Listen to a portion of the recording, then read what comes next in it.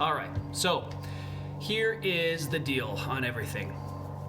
So the last thing you guys saw was me taking the 2001 Beetle and gutting it, taking the engine out. What you didn't see is it sitting at my sister's house for goodness, how long? The entire last winter, so winter of 2019 into 2020. So it sat there forever as it was cold and the engine just kind of was chilling.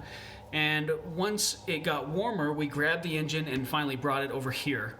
And then I spent a good probably a month or so, a little bit more probably, grabbing all the wiring, the engine harness, pedals, the shifter, the shift linkage, just about everything I can think of that I might need for this swap. Again, I have no idea what I'm doing, so it's a matter of just trying to figure it out as I go, right? So I grabbed everything that I thought I would need. We took the Beetle to the wrecker, and I got $50 for it.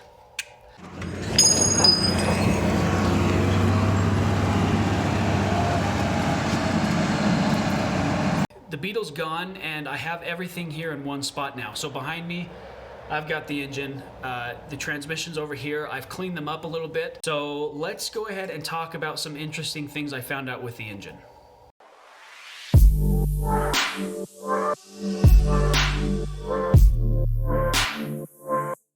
I still need to do some cleanup on it. I mean, I've cleaned it up quite a bit.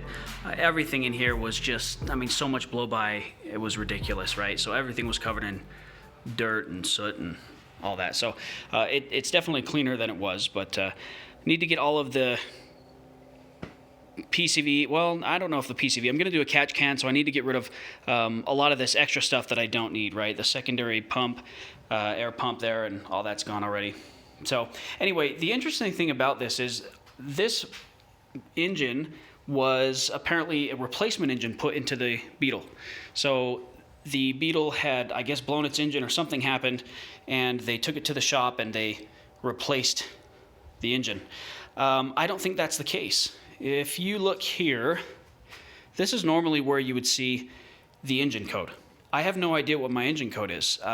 Out of a 2001 Beetle, it could be a couple of different ones, AWP and a couple other ones I can't remember, but you can see here it's very, very clean.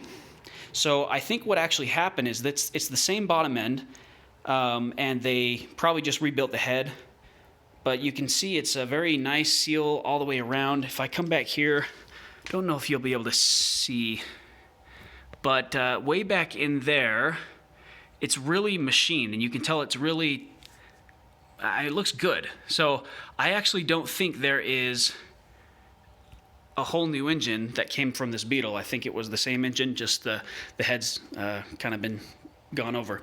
But anyway, that's really good news for me. It means the engine's probably pretty solid. Again, I know it ran when I picked up the Beetle, so that's okay. I just wanted to make sure I had a good engine, so that's definitely promising. So yeah, I have no idea what my engine code is. The problem is with that, if I have an AWP engine, there are some limitations as far as making power. The fuel lines, or excuse me, the fuel injection system, the injectors aren't strong enough, and the exhaust manifold kind of chokes it out as well, from what I've read online. So I'm not looking to do crazy huge power, but I'm hoping I can at least get maybe 200 horse out of this thing when it's all said and done. So anyway, that's the engine. Let's move to the stuff on the bench. This clutch pack here, you can see we've got some things broken. So I knew the clutch was bad when I bought the Beetle, and it's obvious here. You can see why. We got the pressure plate, the clutch, you can see is completely worn down, and the pressure plate, I think this is missing some forks, and I don't know, whatever they're called. So anyway, this thing's gone, but I do have a replacement. So I've got, let me cover up my address. I've got a Cascade German parts VR6 clutch kit with a lightweight flywheel. It's a 14-pound flywheel, so that should be awesome. You can see I've got a rear main seal that I still need to put in, but the engine's on a stand, so I don't want to do that until I take it off the stand, obviously. And then these are some of the old parts I've already swapped out. So I've done a whole timing job on it, new metal water pump, new pulley, new hydraulic tensioner, which I found out I actually need to get a manual tensioner for the swap. So that's going to be something I have to basically buy again. Not too fun. I also got an oil pressure sender, a replacement one of these guys. The new one's on the engine already. Those tend to go bad from what I've read, so I went ahead and bought one of those. It was really cheap. So you can see I've done a lot of engine stuff and replacing some things already, and I haven't filmed it, so you're welcome.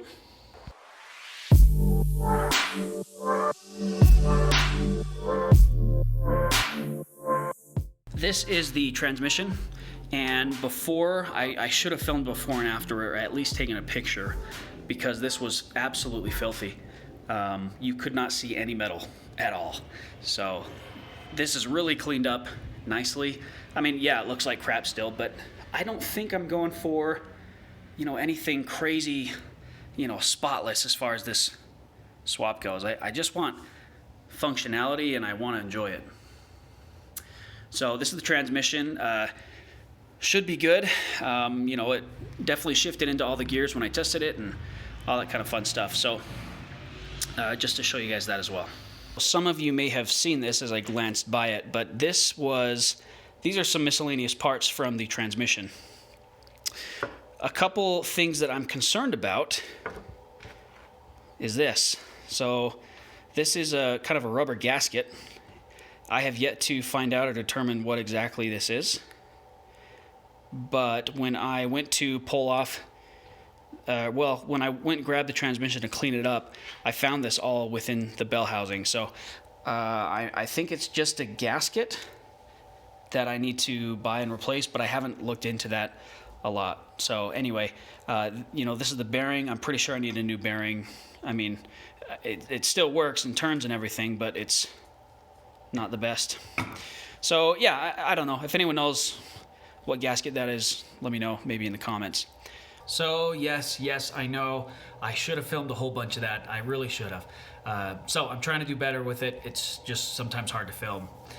So one thing that I wanted to talk about too is we have reached 100 subscribers, which that's actually pretty incredible.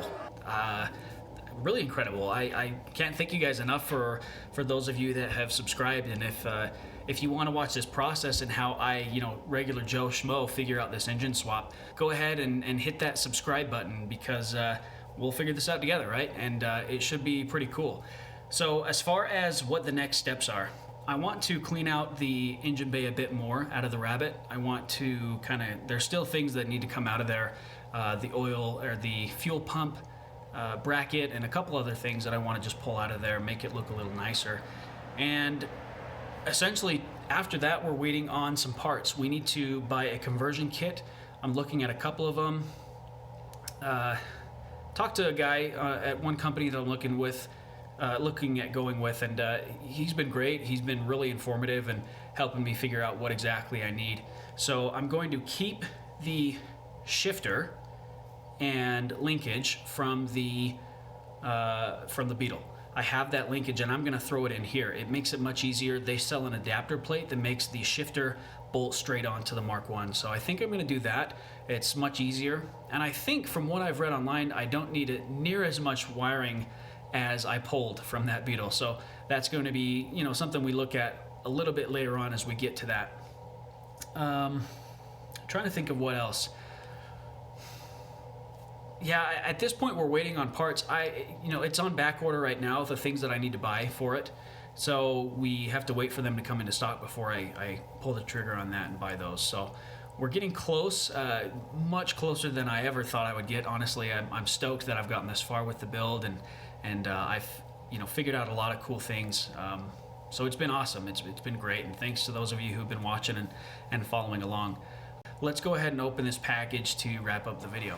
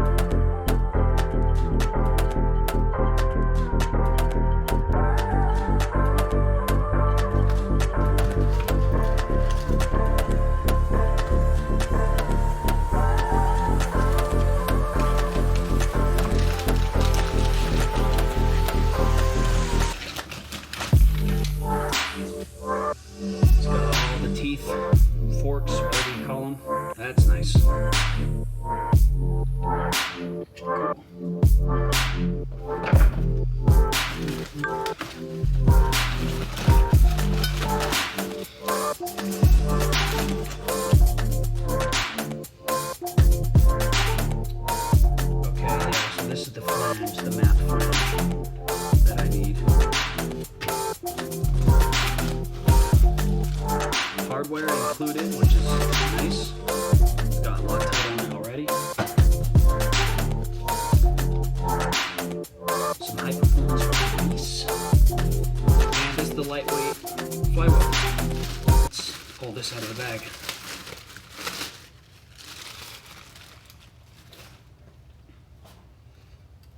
Nice. Yeah, it looks good. So this is a stock VR6 clutch, and I guess a clutch kit, but this is the lightweight flywheel that German Cascade Parts, I think is the name. I'll link them down below. But yeah, that's what this comes with.